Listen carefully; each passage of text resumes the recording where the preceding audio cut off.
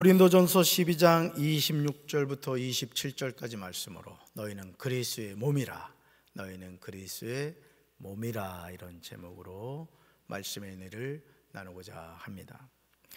신앙생활하면서 제일 불행한 모습은 하나가 되지 못하는 겁니다.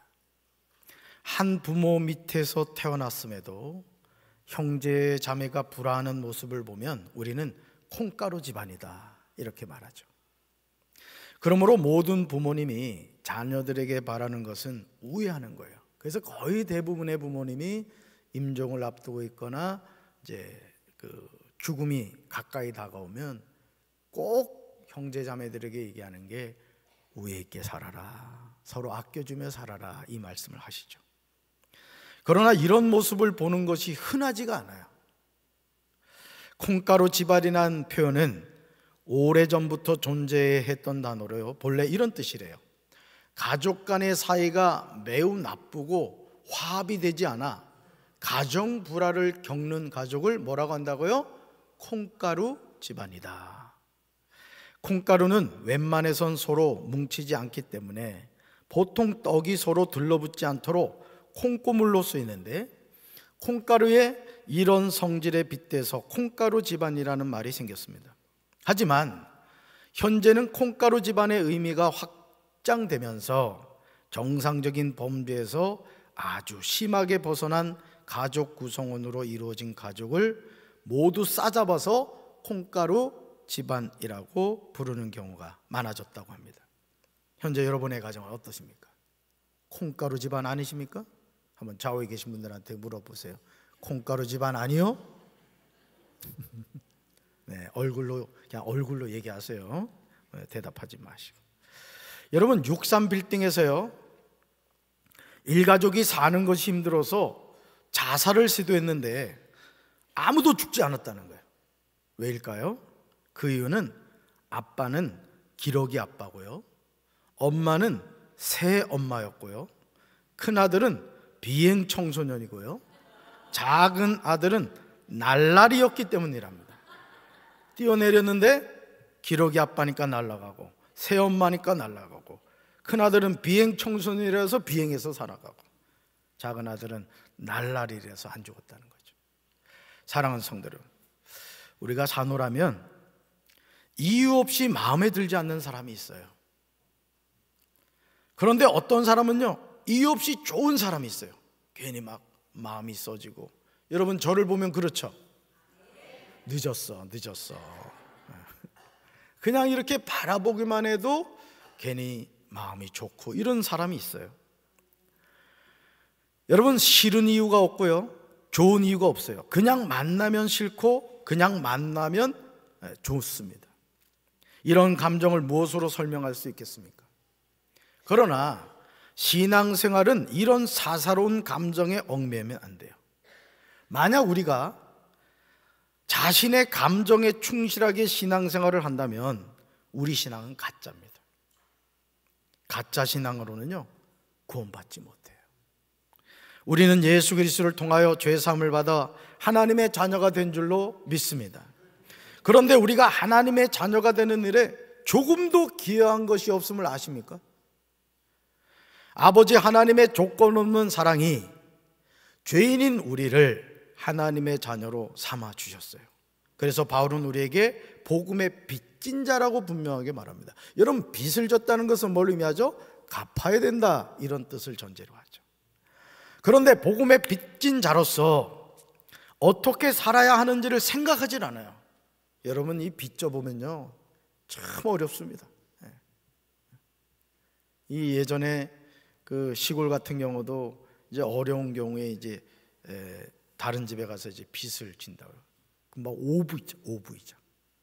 이종 장로님, 100만 원 오부이자면 이자를 얼마 줘야 돼? 갑자기 물으니까 지금 당황하시네. 엄청나게 나갑니다, 이자가. 그런 경우가 많았어요. 그럼 어떻게 해요? 돈이 없으니까 오부이자라도 빌려오는 수밖에 없죠. 여러분, 에베소서 2장 14절부터 16절에는요, 우리가 하나님과 어떤 관계였는가를 전해줘요. 정말 놀랍게도 우리가 하나님과 원수였다는 사실을 반복해서 전해주고 있습니다. 우리가 하나님과 어떤 관계였다고요? 원수였다. 말씀 같이 읽습니다. 그리스도는 우리의 화평이시니 자기의 육체로 둘을 하나로 만드신 분이십니다. 그분은 중간에 막힌 담, 곧 원수된 것을 헐어내셨고 조문으로 된 계명의 율법을 폐하셨습니다. 이는 그리스도가 그분 안에서 이 둘로 한 세 사람을 창조해 화평을 이루게 하시고 십자가를 통해 이 둘을 한 몸으로 하나님과 화목하게 하셔서 자기 안에서 원수된 것을 없애버리시기 위한 것입니다. 아멘. 그리스도는 우리의 화평이신 줄로 믿습니다. 그리스도는 자기 육체로 유대인과 이방인을 하나로 만드셨습니다. 그리스도는 중간에 막힌 담을 헐어내셨습니다. 그리스도는 원수된 것을 완전히 헐어내셨습니다. 그리스도는 조문으로 된 계명의 율법을 폐하셨습니다. 그리스도는 십자가를 통해 유대인과 이방인들을 한 몸으로 하나님과 화목하게 하셨습니다. 그리스도가 이 모든 일을 행하신 거예요. 불가능한 일이에요. 유대인과 이방인이 하나 된다고요? 여러분, 유대인들은요, 기도할 때 무슨 기도하는지 아십니까? 이방인으로 태어나지 않게 하신 것을 감사합니다 기도를 해요. 그런데 그리스도가 어떻게 한다고요? 유대인과 이방인을 하나 되게 하신다. 불가능한 일을 가능하게 하신다는 거죠. 그러므로 고린도전서 12장 4절부터 6절에서 바울은 같음을 계속 강조합니다. 같음을. 말씀 같이 읽습니다. 은사는 여러 가지나 성령은 같습니다. 직분상 맡은 임무는 여러 가지나 섬기는 주는 같습니다. 사역은 여러 가지나 모든 사람 안에서 모든 일을 행하시는 하나님은 같습니다. 자, 성령님은 같습니다. 주는 같습니다. 하나님은 같습니다. 하나님이 각 사람에게 성령을 나타내시면요, 유익하게 하려 하십니다.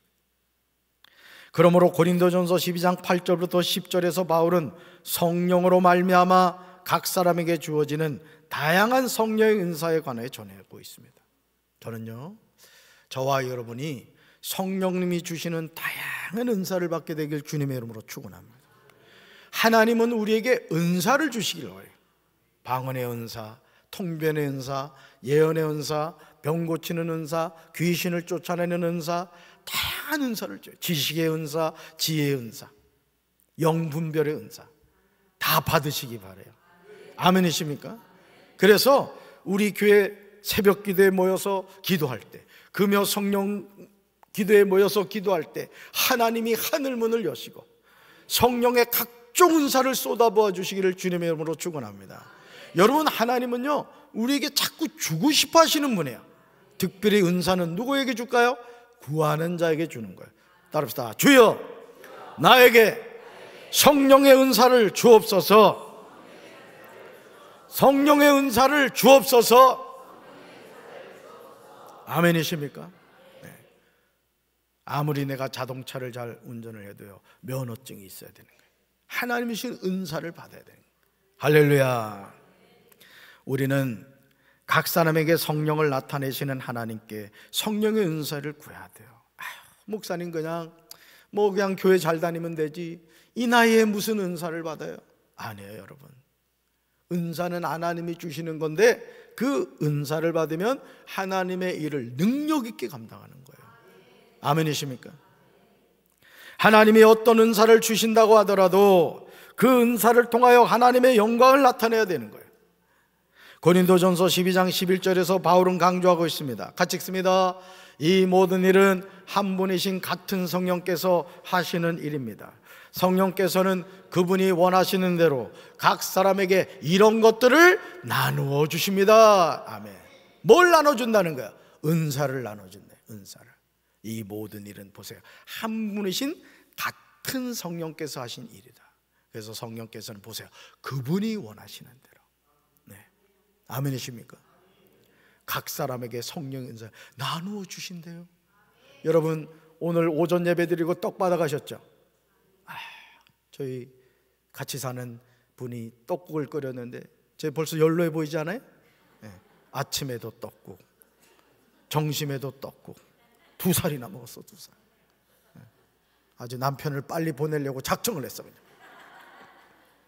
너무너무 맛있더라고요, 떡국이. 아직 안 끓여 드셨죠? 네, 오늘 저녁에 가서 늦었지만 끓여 드셔보세요. 아주 떡이 이번에 잘 됐어요. 네, 별 얘기를 다 하네 그냥. 은사를 뭐 하신다? 나누어 주신다. 누구한테? 구하는 사람에게. 그래서 여러분이 새벽기도 나와도 그렇고 금요 성령기도에도 나와서 하나님, 목사님이 말씀하시기를 성경에서 하나님이 은사를 구하는 자에게 주신다고 했는데 저도 주세요 그러란 말이야. 네. 오늘 유치부교회 애들이 와니까 담임 목사 지갑이 열렸지 뭐야. 구하면 주시는 거예요. 우리 청소년께 청년들도 마찬가지. 우리 윤기도 성령 은사를 받아야 돼. 아멘. 아주 우리 윤기 왜 특송은 주일날 특송 좀 해. 알았지? 다음 주에 주일 2부 때 하지 뭐. 2월 2일날. 아니 찬양 잘해요. 엄마도 잘하는데 아들도 잘하다. 저기 모자가 좀 같이 하지. 아 좋습니다. 윤기야 알았지? 엄마랑 같이. 아 혹시 아냐 목사님 또 늦었지만 세뱃돈 줄 수도 있잖아. 아 찬양을 정말 잘해. 아주 우리 최 권사님도 잘하시고. 여러분 하나님이 주시는 은사는요 크고 작음이 없어요. 이걸 여러분이 오해하시면 돼요. 은사는 큰 게 있고 작은 게 있고 있질 않아요. 은사는 다 똑같은 거예요. 누가 주시니까? 하나님이 주시니까. 모든 은사는 다 소중한 거예요. 왜냐하면 누가 주시기 때문에, 하나님이 주시기 때문에. 그런데 바울은 같은 성령님, 같은 주님, 같은 하나님에 관하여 전하며 고린도전서 12장 12절부터 31절에서 하나의 몸과 많은 지체에 관하여 전하고 있어요. 우리는 주 안에서 하나인 줄로 믿습니다. 그러니까 여러분 우리 교회는 될 수밖에 없어요. 왠지 아세요? 우리가 주 안에서 하나이기 때문에. 내가 4년 동안 지내보니까 정말 우리 성도들 너무너무 이뻐. 하트 뿅뿅. 여러분 교회가 평안하여 든든히 서가면요 될 수밖에 없습니다. 구원받는 영혼이 날마다 더해질 수밖에 없어요.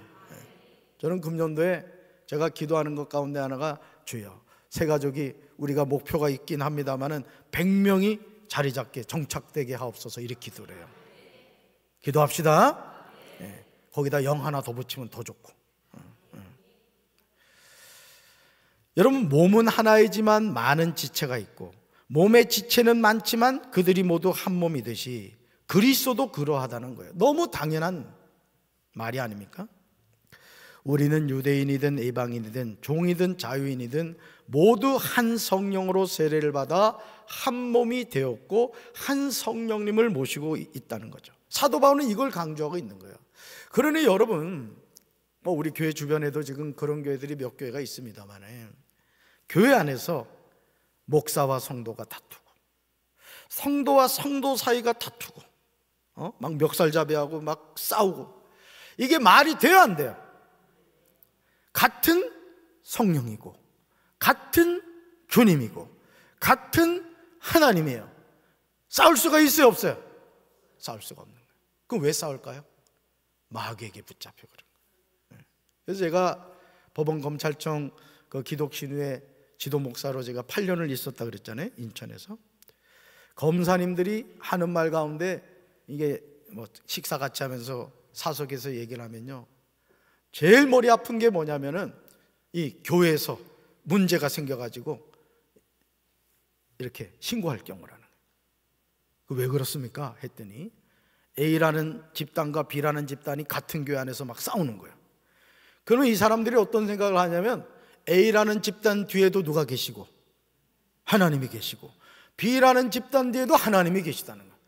하나님끼리 싸우니까 어떻게 그걸 감당할 수 있겠냐 이거지. 근데 그 하나님이 아니죠. 다 마귀가 역사하는 거예요. 할렐루야. 고린도전서 12장 12절부터 반복해서 나오는 낱말이 뭐예요? 하나예요. 원, 하나. 12절에서 하나. 여러분 성경 한번 봅시다. 여러분 성경으로 가봐요. 고린도전서 12장 12절로 가봅시다. 한번 밑줄 그어봐요. 12절. 하나, 한 몸. 거기다 밑줄 그으세요. 하나라는 낱말을 찾는 거예요. 보물찾기 하는 거예요. 13절로 가볼까요? 뭐가 있어요? 13절 고린도전서 12장 13절 한 성령으로, 또요 한 몸이, 또요 한 성령을, 이렇게 나오죠. 그 다음 14절로 가봐요. 뭐가 나와요? 한 지체뿐만. 자, 그리고 쭉 가서 19절 가봐요. 뭐가 나오죠? 한 지체뿐이면. 20절로 가볼까요? 하나라. 그 다음 또 건너뛰어서 26절 뭐가 나오죠? 한 지체가, 또요 한 지체가 등이에요. 사도 바울이 하나의 몸과 많은 지체에 관하여 강조합니다. 사랑하는 성도 여러분, 고린도전서 12장 4절부터 바울이 전하고 있는 말이 어렵지 않습니다. 누구나 이해하기 쉬운 내용으로 평이하게 설명하고 있습니다. 몸은 하나의 지체로 되어 있는 것이 아니라 여러 지체로 되어 있습니다. 그런데 발이 말하기를 나는 손이 아니니까 몸에 속한 것이 아니다. 발이 몸에 속하지 않은 것이 아니죠. 또 귀가 말하기를 나는 눈이 아니니까 몸에 속한 것이 아니다 한다고 해서 귀가 몸에 속하지 않은 것이 아니라는 거죠. 몸은 한 지체뿐만 아니라 여럿임을 기억해야 됩니다. 그런데 오늘 적지 않은 교회에서 성도들이 자신이 한 지체임을 망각하고 함부로 행동하고 말한다는 거예요. 하나됨을 깨뜨려 버린다는 거예요.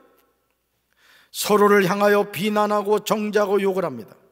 얼마나 어리석은 행동이요. 많은 지체를 가졌지만 한 몸임을 잊곤 합니다. 여러분, 이 병 가운데 그런 경우가 있어요. 몸이 자기 자신을 공격하는 거예요. 그 뭐라 그러지? 조경 화사님, 자가 면역? 뭐 하여간 자기가 자기를 공격하는 거야. 이게 이제 정신이 이상해진 거지, 몸이. 여러분, 우리가 주 안에서 하나죠. 하나가 아니었구나. 따릅시다. 우리는 주 안에서 하나입니다. 그러면 하나됨을 깨트리면 돼요, 안 돼요? 안 되는 거예요.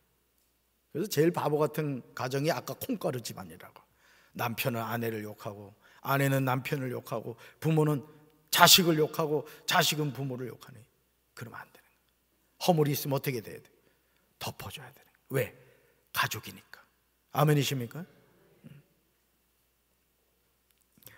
온몸이 다 눈이라면 어떻게 듣겠습니까? 또 온몸이 다 귀라면 어떻게 냄새를 맡겠어요? 하나님은 원하시는 대로 우리 몸에다가 각각 다른 여러 지체를 두셨어요. 전체가 하나의 지체로 되어 있다고 하면 몸은 어디에 있습니까? 지체는 여럿이지만 몸은 하나다. 아멘. 우리는 이것을 잊지 말아야 돼요. 그러므로 눈이 손에게 너는 내게 쓸데없다고 할 수가 없고, 머리가 발에게 너는 내게 쓸데없다고 할 수 없습니다. 왜냐하면 한 몸이기 때문에 그래요. 좌우에 계신 분들과 인사합시다. 우리는 한 몸입니다. 우리는 한 가족입니다. 아멘. 하나님이 만드신 몸은 많은 지체가 있지만 하나입니다. 고린도전서 12장 25절에서 바울은 우리에게 아주 중요한 영적 비밀을 알려주고 있습니다. 오늘 적지 않은 교회가 분쟁의 소용돌이 속에서 서로를 향하여 싸우고 있어요. 고린도전서 12장 25절에서 바울은 많은 지체를 가진 한 몸이 어떻게 해야 하는가를 우리에게 전해주고 있습니다. 우리는 이 말씀을 듣고 아멘으로 받아들여야 될 줄로 믿습니다. 읽어볼까요? 몸 가운데서 분쟁이 없고 오직 여러 지체가 서로 같이 돌보게 하셨느니라. 아멘. 사랑하는 성도 여러분, 우리는 하나님의 자녀인 줄로 믿습니다. 에베소서 2장 12절에서 바울은 우리가 그리스도 밖에 있었고 이스라엘 나라 밖의 사람이었고 약속의 언약들에 대한 외인이었고 세상에서 소망이 없었고 하나님도 없는 자였다고 합니다. 그런 우리가 그리스도 예수 안에서 그리스도의 피로 가까워졌습니다. 그리스도는 우리의 화평이시라고 했습니다. 둘로 하나를 만드셨습니다. 그런데 만약 우리가 몸 가운데서 서로 분쟁하고 오직 여러 지체가 서로 같이 돌보는 것이 아니라 다툰다면 하나님이 어떻게 생각하시겠어요? 잠언 29장 22절에서 하나님은 노함과 다툼과 성냄과 범죄함을 우리에게 경고하고 계세요. 말씀 같이 읽습니다. 노하는 자는 다툼을 일으키고 성내는 자는 범죄함이 많으니라. 아멘. 노하는 자가 뭘 일으킨다고요? 성내는 자는요? 범죄함이 많다는 거예요. 교회의 주인은 하나님이신 줄로 믿습니다. 교회의 머리는 그리스도이신 줄로 믿습니다. 우리는 그리스도의 지체인 거예요. 그러므로 우리는 머리신 예수 그리스도를 중심으로 한 몸이 되어 많은 지체가 하나가 되어서 주님의 사랑으로 믿음 안에서 살아가야 되는 거예요. 우리가 가져야 하는 중요한 의식이 있다면 그것은 지체의식인 거예요. 제가 오전에도 말씀드렸지만 오늘 교사 임명 및 교육부 헌신 예배로 드립니다마는 참 우리 유치부계 우리 부장님과 교사들, 어린이교회 부장님과 교사들, 청소년교회 부장님과 교사들, 청년교회 우리 부장님과 또 우리 참여하는 우리 청년들, 여러분 생각해 봐요. 우리끼리 얘기지만 자식 하나 키우기도 어렵잖아. 그렇지? 은혜, 그래도 은혜 말 잘 듣지. 그래도 안 들어? 잘 들어? 아까 분명히 진실을 얘기했던 것 같은데 정신을 바짝 차는. 여러분 내 자녀 하나 키우기도 어렵다고요. 근데 여러분 주일마다 11시에 나사렛 성전에서 유치부교회 예배드리고, 저 비전 아트홀에서 청소년교회 예배드리고, 어린이교회 2층 베들레헴에서 예배드리고, 토요일날 또 청년교회에서 비전 아트홀에서 예배드리고, 너무너무 소중한 분들이. 아멘이십니까? 눈깔 사탕이라도 하나 사주라고. 진짜 정말 우리 아이들의 영혼을 돌보는 분들이야. 우리 강 목사님과 우리 네 분의 전사님도 마찬가지.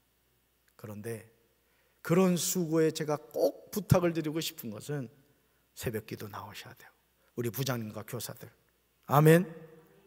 금요 성령기도에 나오셔야 돼요. 왠지 아십니까? 아이들이 변화되는 것은 하나님께 그 영혼을 붙잡고 기도를 해야 되는 거예요. 아멘이십니까? 다른 방법이 없어. 다른 방법이. 하나님을 만나면 아이들의 인생이 변화되는 거예요. 여러분 교사가 성령의 불을 받아야 내가 돌보는 아이들이 성령의 불을 받는 거예요. 여러분 우리가 목표로 하는 그 목표, 유치부교회 50명, 어린이교회 200명, 청소년교회 153명, 청년교회 100명, 여러분 이게 불가능하다고 생각하세요? 왜 불가능해요? 하나님 함께 하시면 되는 거지. 아멘이십니까? 그러면 그 하나님의 은혜를 우리가 어떻게 체험할 거냐 이거예요. 하나님의 능력을 받아야 될 줄로 믿습니다. 할렐루야. 고린도전서 12장 26절로 27절에서 바울은 우리에게 중요한 영적인 비밀을 알려줘요. 우리가 이 말씀을 명심하고 한 지체가 되어서 살아가기를 주님의 이름으로 축원합니다. 우리 세 번역으로 말씀 있습니다. 한 지체가 고통을 당하면 모든 지체가 함께 고통을 당합니다. 한 지체가 영광을 받으면 모든 지체가 함께 기뻐합니다. 여러분은 그리스도의 몸이요 따로따로는 지체들입니다. 아멘. 왜 갑자기 불이 꺼지나? 방송실. 여러분 한 지체가 고통을 당하면 모든 지체가 함께 고통을 당한다는 거예요. 제가 우리 교회학교 우리 전도사님들한테 작년부터 출석부를 제가 받아요. 출석부를. 그래서 아이들 결석하는 아이들을 제가 본다고. 그러면서 제가 우리 목사님하고 전도사님들한테 꼭 당부하는 게 뭐냐? 전화 신방해라. 문자 신방해라. 안 되면 집을 찾아가라. 그리고 전도에 힘써라.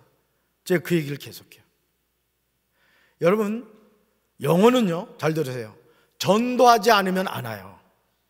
아멘이십니까?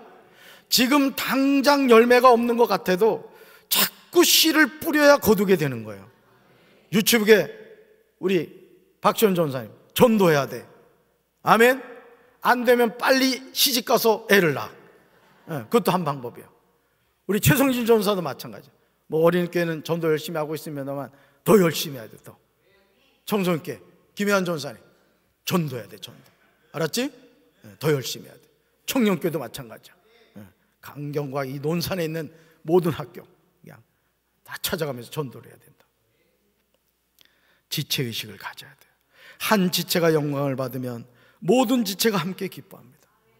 저는 우리 사랑하는 우리 교회학교, 특별히 강 목사님, 네 분의 전도사님, 또 네 분의 부장님, 모든 교사들, 이 지체의식을 가지고 성령의 불을 받아 하나님이신 영혼들 믿음으로 잘 양육하여 우리 교회학교가 놀랍게 부흥하게 되기를 주님의 이름으로 축원합니다. 가슴에 손 얹읍시다. 사랑의 주님, 우리는 머리이신 그리스도를 중심으로 한 몸을 이루는 지체들입니다. 그런데 오늘 적지 않은 교회가 콩가루 집안인 교회가 많습니다. 서로가 서로를 향하여 으르렁거리고 미움 다툰 시기 질투를 버리라고 했는데 미움 다툰 시기 질투의 노예가 되어서 내가 옳다고 상대방이 잘못되었다고 손가락질하면서 쌈박질을 합니다. 하나님, 항상 우리가 영적으로 깨어있어 나보다 남을 낮게 여기고 서로를 용서하고 이해하고 마귀의 밥이 되지 않게 도와주시고 성령 안에서 깨어있어 성령님이 주시는 각종 은사를 받아 능력 있게 사명을 감당케 하옵소서. 오늘 교사로 임명되는 우리 부장님과 교사들, 또 우리 교역자들 성령의 불덩어리가 되게 하여 주셔서 맡겨진 아이들의 영혼을 천국으로 잘 이끄는 영혼의 목자들이 되게 하옵소서. 예수님의 이름으로 간절히 축복하며 기도합니다. 아멘. 사랑도 여러분, 이제 교회